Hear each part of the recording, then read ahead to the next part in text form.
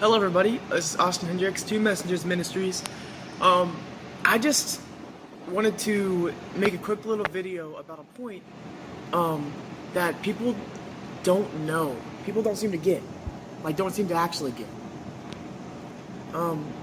Everyone seems to be chasing money. Everyone seems to be chasing things. Everybody seems to be chasing money and things so much. Everyone's trying to get bags and clout and everyone is trying so desperately hard to get more and more money and more things. And people find their security in money and find their security in the amount of things that they have. But guys, that's not going to satisfy you.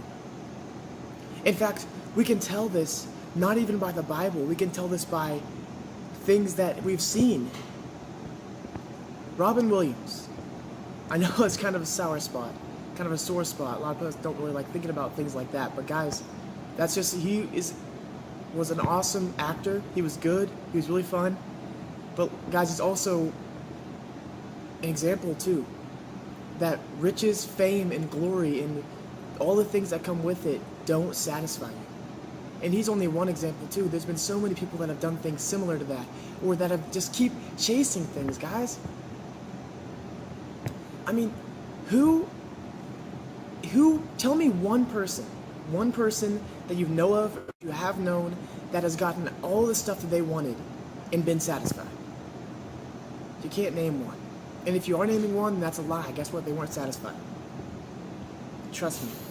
The only thing that can satisfy us is Jesus Christ and living to know Him more and surrendering ourselves to Him, guys, because guess what? We are all born with a void in our hearts.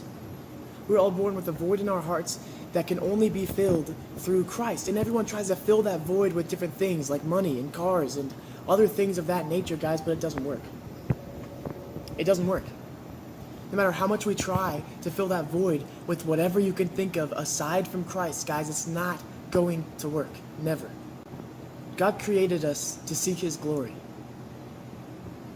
Now, glory is, I'm going to put the definition up here, but in short, glory is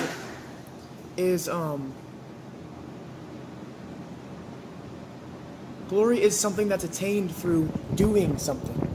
Glory is much more than that, of course, but guess what? God's glory is through Jesus on the cross. And God already had glory on that because He created everything, but guess what? Jesus gave God even more glory when He came down and died for our sins and died to break our chains if we would only accept it, guys, and live in Him. Guys, I'm telling you right now, I by no means am famous. I by no means have a lot of money. I by no means have a lot of things, guys, but I am satisfied. I'm content with where I am. With Jesus. Guys, I'm telling you right now, I have never been less worried. I've never been more happy with where I am than I am now. And that is a direct result of Jesus Christ in my life. It wasn't always like that. It wasn't always like that. Now, because Jesus is in my heart, because I realize that He died for me and I accept that and I surrender to Him because I know that I am not everything, that I don't know the best way, I don't know all about it, He does. My plans I make up for myself are not good. Guys, I'm not smart. We aren't good. We aren't smart. God is, though. His ways are higher than our ways. His thoughts are higher than our thoughts. His words are higher than our words. And that's an understatement. To think of God's glory compared to ours, the glory that we chase for ourselves, think of the universe compared to Earth. How big and vast the universe is. You look up and you see the stars, guys. So guess what? One of those stars, if it was by Earth, would fill up the entire sky. Think about that. Now let's think about that again and realize that we can't even see all the stars and the universe is still getting bigger and bigger. Those are the only stars that we can see are in our galaxy, guys. That is God's glory compared to ours. And He made the universe like that so they show us how big and powerful He is, guys, if we would only submit to Him.